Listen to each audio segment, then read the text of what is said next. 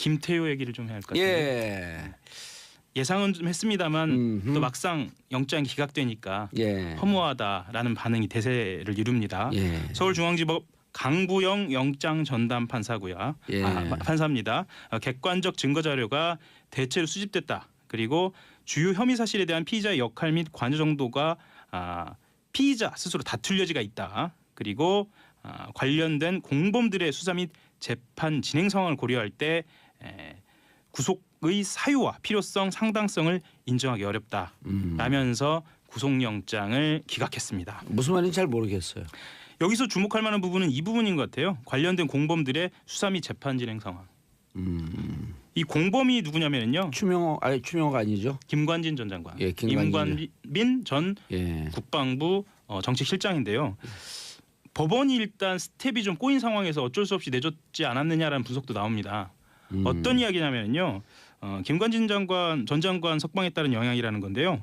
범죄 혐의가 소명돼서 이미 소명된 상태에서 구속된 사람들도 석방이 됐는데 같은 혐의의 피의자를 구속시키는 게 부담스러웠다는 거죠. 김관진 구속 적부심 석방이 후폭풍이네요. 그렇죠. 후폭풍이죠. 그러니까 말하자면 더 잘못 있는 피해자들도 풀어준 마당에 김태효 구속하는 게 좀 어렵지 않았을까 이런 분석인데 그건 그렇다고 하더라도 어쨌거나 이 영장이 계속 기각되는 것에 대해서는 여론은 굉장히 좋지 않습니다. 심지어는 검찰발 이런 얘기까지 나와요. 내년 2월이 설인데 이번엔 법원 인사가 좀 빨리 있을 것 같다. 1월 말쯤 있을 것 같다. 법원 인사를 지켜본 뒤에 영장 청구해야 되는 거 아니냐라는 얘기가 나올 검찰청에서 나올 정도로. 너무 대놓고 구속영장 기각하는 거 아니냐. 그렇죠. 사법기관 내부에서 이렇게 서로 간의 신뢰가 무너진 상황을 본다는 것은 국민들로서는 좀 많이 안타깝고 빨리 시정이 돼야 합니다. 이건. 권순호 그다음에 오민석 부장판사 그다음 강부영 판사 이분들은 이제 그 내년 인사 이동이 끝나고 난 다음에 이제는 변호사를 만나게 되는 건가요? 그렇게 되는 건가요? 그렇게 얘기해도 되는 건가요? 아니요 물어보는 거예요. 저한테 물어보시는 건가요? 한참도 못 볼 수 없는 사람의 인생인데. 그렇죠. 자리에 있을 때 잘하십시오. 멀지 않았습니다. 영장 전담 판사가 그 판사의 지위로서도 꽤 높은 자리입니다. 그럼요. 영장 전담 판사가 승진의 길목에 있는데. 그렇죠. 김명수 대법원장이 재밌는 얘기했잖아요. 고등법원 부장판사가 승진 개념으로 보지 않겠다. 뭔가 의미하는 거죠. 그렇죠. 순환 개념으로 보겠다. 빠이빠이 빠이빠이야. 떠난 사람한테 그렇게 얘기해 주는 게 맞죠. 하지만 당장은 굉장히 여론도 좋지 않고 도저히 납득하기 좀 어려운 한 달 남았습니다. 판단들이 계속 나오고 있습니다. 한 달 남았습니다. 영장 전담 판사로서의 칼을 휘두를 날이 한 달 며칠밖에 안 남았으니까 마음대로 휘두르십시오. 어디까지 가나 한번 봅시다. 지켜보겠습니다. 그 다음은 최경환 의원 얘기를 좀 해야 할 것 같습니다. 국정원 1억을 집무실에서 받았다는 겁니다. 그러니까 보통은요 이렇게 그 뇌물이 전달될 때는 은밀하게 주고받는 경우가 많지 않습니까? 근데 이 돈 같은 경우에는 부총리 시절 집무실이라는 공적인 장소에서 그것도 국정원 금고에서 5만 원짜리 뭉치를 꺼내서 만든 다발을 받았다는 진술이 있다는 건데요. 그 2014년 10월입니다. 이병기 전 국정원장이 당시 기재부 장관 겸 경제부총리였던 최경환 의원에게 국정원 특수활동비를 상납한 상황이 드러난 겁니다. 당시에는 이현수 전 기조실장을 시켜서 돈을 준비시켰는데요. 국정원 금고입니다. 금고에 이렇게 돈이 많은가 봐요. 금고에 보관 중이던 5만 원권 100장을 한 묶음으로 만들었고요. 그 100개씩 5천만 원을 한 다발로 2다발 1억 원을 준비해서 들고 갔다는 겁니다. 그리고 이병기 전 원장이 최 의원에게 이현수 기조실장이 찾아갈 때니 한번 만나보라는 뜻까지 전달했다고 합니다. 그래서 광화문 정부종합청사 최 의원의 사무실 접견실에서 이 가방을 전달한 것으로 검찰이 파악하고 있습니다. 가방 아니에요? 두 묶음이니까 그냥 봉투 두 개예요. 5만 원권이니까요. 만 원권이면은 뭐 좀 양이 상당한데 5만 원권. 만 원권이면 가방인데 5만 원권은 200장이니까요. 100장 두 묶음, 봉투 두 개.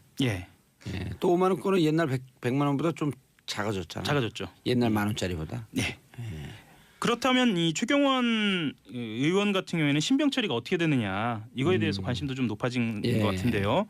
그 최 의원 체포동의안을 임시국회 본회의에 보고하되 표결을 위한 본회의는 추가로 열지 않기로 국회가 결정했거든요. 이 말은 어떤 말씀이냐면 일단 국회 본회의까지는 최경원 의원이 구속 여부가 결정이 되지 않을 전망이다라는 겁니다. 그렇죠. 그러면 이제 22, 23일 날 본회의가 끝나면 그다음 회기가 끝나니까 자동적으로 가서 검찰에 알아서 구속영장 청구하든지 알아서 해라. 맞습니다. 우리에게 정치적 부담 주지 마라. 그러니까 검찰이 사실은 국회에다가 잽을 딱 날린 거거든요. 그렇죠. 그래서 그것도 당대표 선거 있는, 아니 원내대표 선거 있는. 그렇죠. 서로 삽박싸움 하고 있는 거죠. 네, 검찰은 이미 청구한 구속영장을 그러니까 그대로 유지합니다. 그대로 유지하고 법원에 요청해서 영장 실질 심사, 그러니까 구속 전 피의자 신문을 오는 23일 이후, 그러니까 국회가 지난 이후에 진행하도록 하는 방법을 고려하고 있는 것으로 그렇게 알려져 있습니다. 제가 2011년 12월 24일, 25일 들어갔는데 정치인은 주로 크리스마스 날 들어가나 봐요. 그때가 들어가기 좋은 날인가요? 모르겠어요. 추워요. 많이 추워요. 많이 춥죠. 그리고 최경환 의원 이거는 뭐 너무 정확하네. 근데 또 우리 권순호, 오민석, 강부영 영장 전담 판사가 증거가 충분히 소명되었고 도주의 우려가 없고 도주의 우려가 없고 증거가 다 밝혀졌는데 뭘 구속시켜갖고 수사냐 이렇게 얘기할 수도 있겠는데요. 두고 봐야죠. 이것까지 그렇게 처리한 줄 두고 봐야겠습니다. 우병우 전 수석까지 포함해서요. 우병우도 지금 그 구속영장 청구됐잖아요. 알겠습니다. 샵 1035 짧은 문자 50원, 긴 문자 100원 문자 보내주시고요. 유지혜님 안녕하세요. 정치쇼 입문합니다. 입정이에요. 입정. 입정인가요? 정치쇼 입문이요. 입봉 아닌가요? 입봉. 입봉도 좋아요. 입봉주. 자, 예봉조. 오, 봉자가 들어간 이름이 처음 나왔네요. 또 알람 맞추고 챙겨 듣는 봉도사님 목소리 고정하소서. 아이고. 자, 다음 뉴스요. 요즘 핫하죠. 블록체인, 가상 통화 거래와 관련된 이야기를 좀 하려고 합니다. 가상화폐 거래 열기가 좀 과열됐다라고 정부가 좀 판단하고 있습니다. 고등학생까지 뛰어든다라는 그런 이야기도 나오고 있는데요. 정부가 어제 긴급 대책을 내놨습니다. 그래서 미성년자와 외국인의 가상화폐 거래를 금지하고요.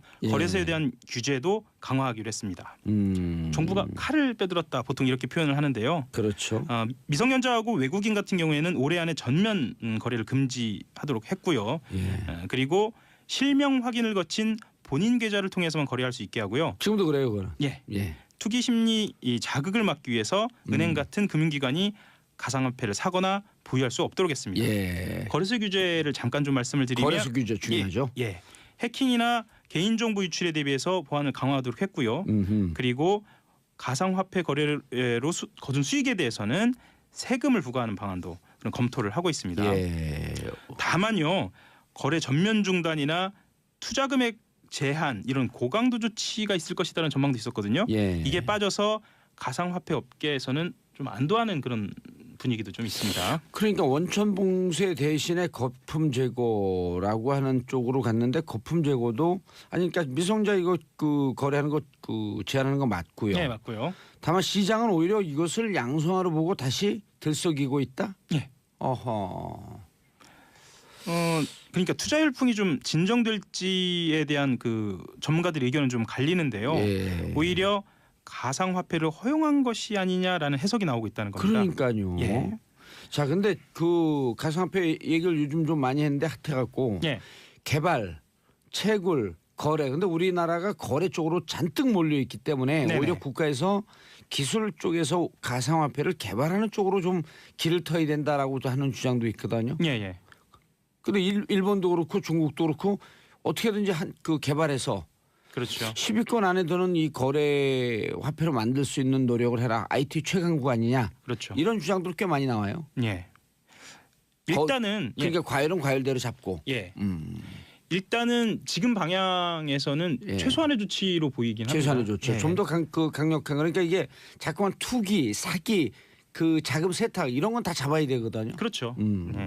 그래서 정부 대책만으로는 시장에 브레이크를 걸기는 일단은 좀 부족해 보인다는 시선이 있고요.